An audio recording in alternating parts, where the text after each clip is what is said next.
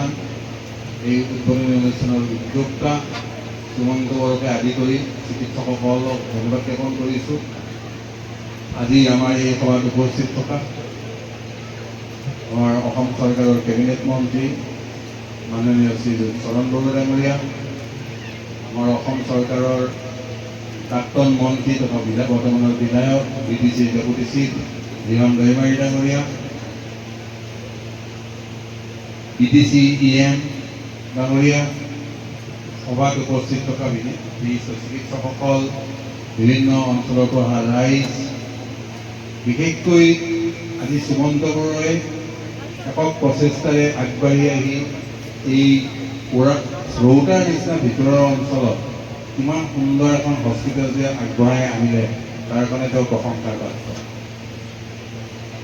আৰু তেওঁ সাহস কৰিলে যে হয় আমাৰ ইয়াৰ ৰোগী বহুত বাহিৰলৈ যায়, সেই ৰোগীখিনিক মই ইয়াতে সেই একেধৰণৰ চিকিৎসা, ভাল চিকিৎসা, গুণমানৰ চিকিৎসা আমি ইয়াত দিব পাৰোঁ নেকি, তেওঁ এটা প্ৰচেষ্টা কৰিলে।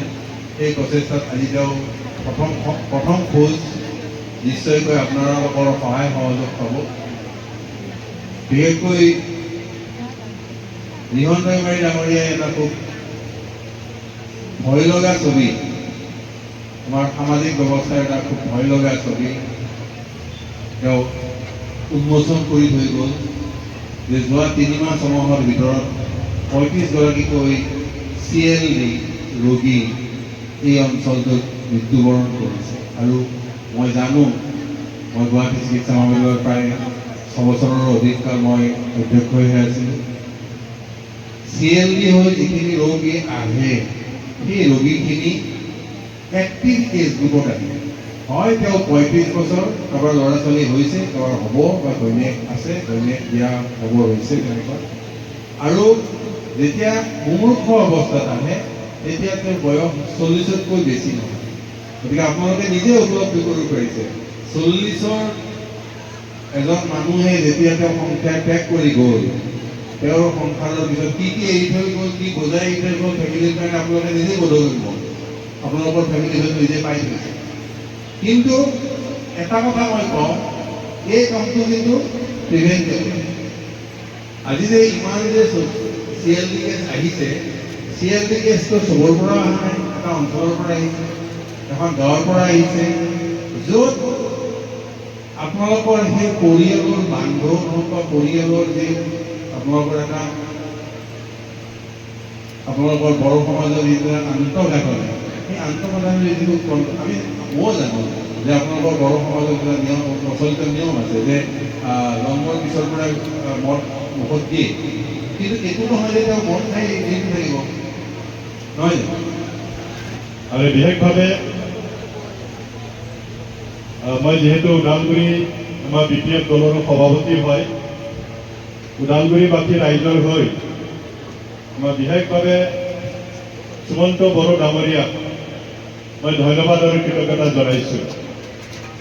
ইমান এটা পবিত্ৰ অনুষ্ঠান, যিটো অনুষ্ঠান আমাৰ সকলোকে দৈনন্দিন জীৱনত লাগে বুলি ক'লেও মানে ভুল কোৱা নহ'ব। হস্পিটেল আমাক সকলোকে লাগে, ডক্টৰ আমাক সকলোকে লাগে। এনেকুৱা সুবিধা আজি একেবাৰে আমি ঘৰতে পাইছোঁ। গতিকে তেখেতক মই আকৌবাৰ ধন্যবাদ জ্ঞাপন কৰিছোঁ আৰু আশা ৰাখিছোঁ এইখন হস্পিটেলৰ পৰা ইতিমধ্যে এজন ডাইৰেক্টৰ ডক্টৰ ভেংকটেশ বাবু ডাঙৰীয়াই কৈছে ইয়াত বহুত এক্সপাৰ্টবিলাক আহিব, স্পেচিয়েলিষ্টবিলাক আহিব। আমি সেইখিনি ইয়াত পাম, এইটো আমি আশা কৰিছোঁ। ছাৰ্ভিচ কেতিয়াবা অলপ ইফাল সিফাল হ'ব পাৰে, কিন্তু চিকিৎসাটো আমি ভাল পাম ইয়াত। আৰু এদিন আমাৰ সুমন্ত বড়োৰ লগত এদিন অলপ বাহিৰত যাবৰ কাৰণে সুযোগ পাইছিলোঁ, একেলগে গৈছিলোঁ মানে। তেতিয়া তেখেতে আমাক কৈছিল এইখন নাৰ্ছিং হোম যে তেওঁ ইয়াত আৰম্ভ কৰিছে, এই কথাটো তেওঁ অলপ কৈছিলে। আৰু তেখেতে এটা কথা কৈছিল, কিন্তু কোৱালিটি একদম কম্প্ৰমাইজ নকৰে। মানে যিমান ভাল মেচিন আমাৰ ইয়াত আমাৰ ভাৰতবৰ্ষত চলি আছে, এনেকুৱা মেচিন আনিবৰ কাৰণে তেখেতে চেষ্টা কৰিব। আৰু আজি ইতিমধ্যে আমাৰ ডক্টৰ ভেংকটেশ বাবুৰ পৰা আমি গম পালোঁৱেই কেনেকুৱা ICG মেচিন ইয়াত আহিছে, কেনেকুৱা CT স্কেন মেচিন আহিছে। কাৰণে খুব ভাল মানে খবৰ বুলি ক'ব লাগিব আজি, যিহেতু এটা নাৰ্ছিং হোমৰ অভাৱ আছিল এই জিলাখনৰ বা ৰৌতা অঞ্চলত, কিন্তু আজি ব্ৰিমছ বুলি এটা institute, Bodoland regional institute of medical science and research centre, খুব ভাল ফেচিলিটি ইয়াত অন্তৰ্ভুক্ত ৰাখি পেলাই যিহেতু স্থাপন কৰা হ'ল আৰু ইয়াৰে আজি আনুষ্ঠানিক উদ্বোধন হ'ল। মই নিজেও ইয়াত অতিথি হিচাপে থাকিব পাই খুব ভাল পাইছোঁ আৰু মই নিজেই পৰ্যবেক্ষণ কৰিলোঁ ইয়াত প্ৰায়বোৰ ফেচিলিটি নাৰ্ছিং হোমত যেনেকৈ চিটিবিলাকত থাকে এই ফেচিলিটিবোৰ আছে। খুব সুন্দৰ ICU আছে, খুব সুন্দৰ মানে অপাৰেশ্যন থিয়েটাৰ আছে আৰু কি কয় আল্ট্ৰাচাউণ্ডৰ পৰা আৰম্ভ কৰি CT স্কেন, এক্সৰে, ECG আৰু লেব বিভিন্ন ধৰণৰ ফেচিলিটি ইয়াত দিয়া আছে। আৰু ইয়াত আমি আহি যি দেখিলোঁ যিমানখিনি ডক্টৰছ ইয়াত এপইণ্টমেণ্ট দিয়া হৈছে, প্ৰায় ডক্টৰছবিলাক আমাৰ ৰাজ্যৰো আছে আৰু বাকী বাহিৰ ৰাজ্যবিলাকৰো আছে, এক্সপিৰিয়েঞ্চ ডক্টৰসকল আছে। তো ইয়াৰ পৰা আমি আশা ৰাখিব পাৰোঁ আমাৰ যিজন ইয়াৰ মূল মানুহ সুমন্ত বড়ো ডাঙৰীয়া, তেখেতৰ যিহেতু এটা সপোন আছিল ইয়াৰ দ্বাৰা এই ৰৌতা অঞ্চলৰ ৰাইজক ভাল চিকিৎসা দিয়া, তো তাৰ কাৰণে এই অনুষ্ঠানৰ দ্বাৰা এই ইনষ্টিটিউচনৰ দ্বাৰা ৰৌতা বা ওদালগুৰি অঞ্চল বা নৰ্থ আছামে খুব ভাল চিকিৎসা পাব পাৰিব ঘৰৰ ওচৰতে। আৰু বিভিন্ন ক্ষেত্ৰত চিকিৎসা লোৱাৰ ক্ষেত্ৰত যেনেকৈ মানে তৃতীয় পক্ষৰ দ্বাৰা হাৰাশাস্তি খাবলগীয়া হয় এইবিলাক দূৰ হ'ব আৰু ইয়াৰ পৰা আমি মানে সহজতে কম পইচাতে ভাল চিকিৎসা পাব পাৰিব বুলি মই আশা ৰাখিছোঁ। তো যিয়ে নহওক সুমন্ত বড়ো আৰু তেখেতসকলৰ যিমানখিনি সংগী বৰ্ড অফ ডাইৰেক্টৰ্ছ সকলোকে মই অভিনন্দন যাচিছোঁ, শুভেচ্ছা যাচিছোঁ। ভগৱানে আশীৰ্বাদ কৰক, এই অনুষ্ঠান বাচি থাকিলে ৰাইজৰো লাভ হ'ব, তেখেতসকলেও আগুৱাই যাই থাকিব পাৰিব। তাৰ কাৰণে তেখেতসকলক মই বহুত বহুত শুভেচ্ছা যাচিছোঁ। खुलुमनायखौ बावग्रोबाय आरो अरायबो आं रायजो राजानि मदद मोनगोन होननानै गोसो गोरबोनिफ्राय आसा मोनसे आंहा फोथायनाय दंखायो। दा आं बेखिनियावहा बे हस्पिटालखौ दैदेनलांनायाव जोङो माने गोबां जेंना जेंसिनि गेजेरजों सौसिलांनांगौ जायो। बेखिनियावहा आं जोंनि रायजो राजाया अरायबो जोंखौ मदद होलांगोन होननानै आंनि गोसो गोरबोनिफ्राय मोनसे आसा लाखिदों आरो बयनिख्रुइबो आं गोसोनिफ्राय गासैबो रायजो राजाखौ हाजार हाजार आं माने मोजां मोननाय रायजोनि मावनो होननानै आं ओंखारखादों। आं बे हस्पिटालजों खामायनानै जानायनि आंहा खुनु मोनसे प्रयोजन गैया आरो आं बेखौ मोनसे रायजो सिबिलांनो जिबनाव खनसे जोनोम जादों जिहेतु मोजाङै दैदेनलांनो होननानै आंनि गोसो गोरबोनिफ्राय प्रतिगा माने समायखिरा लानानैसो आं बेखौ आवगायदों आरो माने जिरायनाय गैया, मेंनायखौबो दोनथ'लायालासिनो आं मावलांबाय थादों। दिनै आं बेखौ बुंनो हाबाय। दा बे हाबाफारिखौ जेनेबा उननि बेलायावहा जोंनि डक्टर बिथांमोनासो दैदेनलांगोनथ'। डक्टर बिथांमोना दैदेनलांनायावहा उननि पर्यायावबो थारमाने केन्सार ब्लकखौ फुललि आयुष्मानखौ लाबोनानै रायजो राजाखौ फ्रियै नायनायनि मोनसे उद्देश्य दङ आरो दा बयनिबो मदद नांखाबाय थागोन आरो दा মন্ত্ৰী চৰণ গগৈ দেৱলৈ।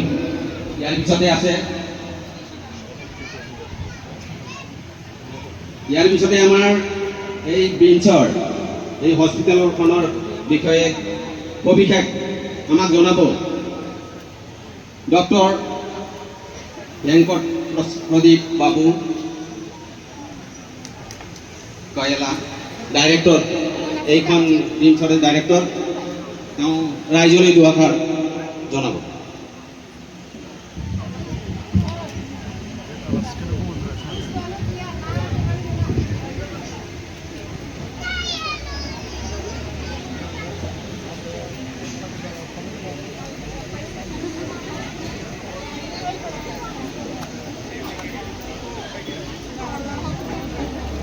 সকলক নমস্কাৰ, खुलुमबाय, नमस्कार।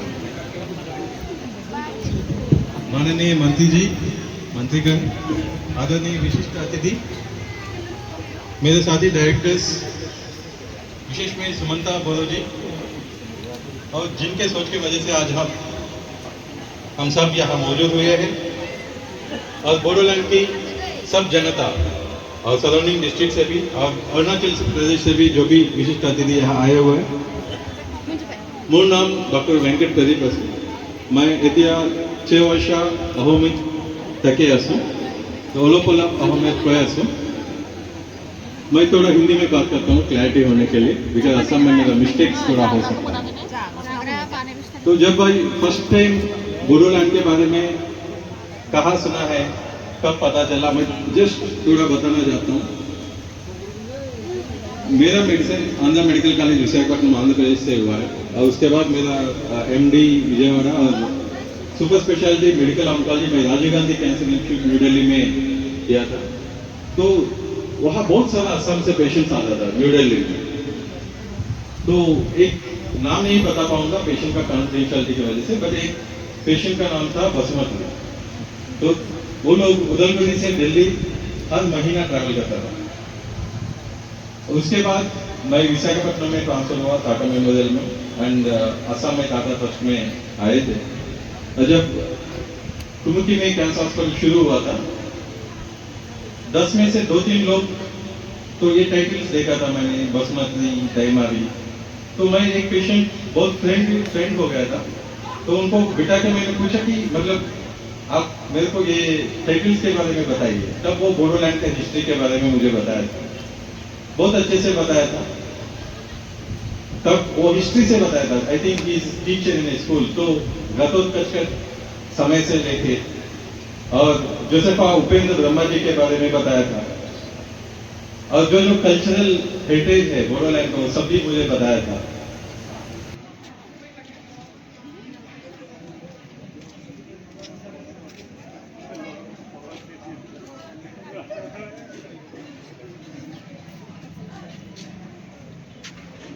ইয়াতে Bodoland regional institute of medical science and research চেণ্টাৰত বিশেষকৈ ছিকিউৰিটিৰ দায়িত্বত আপোনালোকে আছে।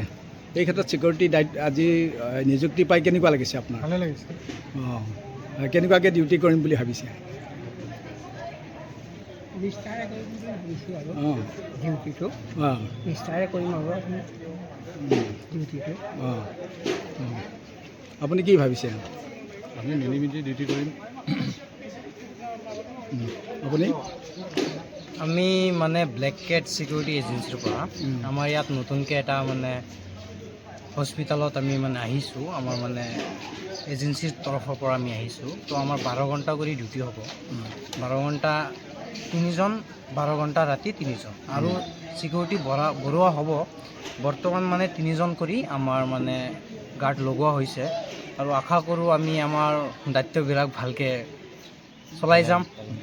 সেই কামনাৰে মানে আজিৰ পৰাই ষ্টাৰ্ট কৰিছোঁ। ধন্যবাদ।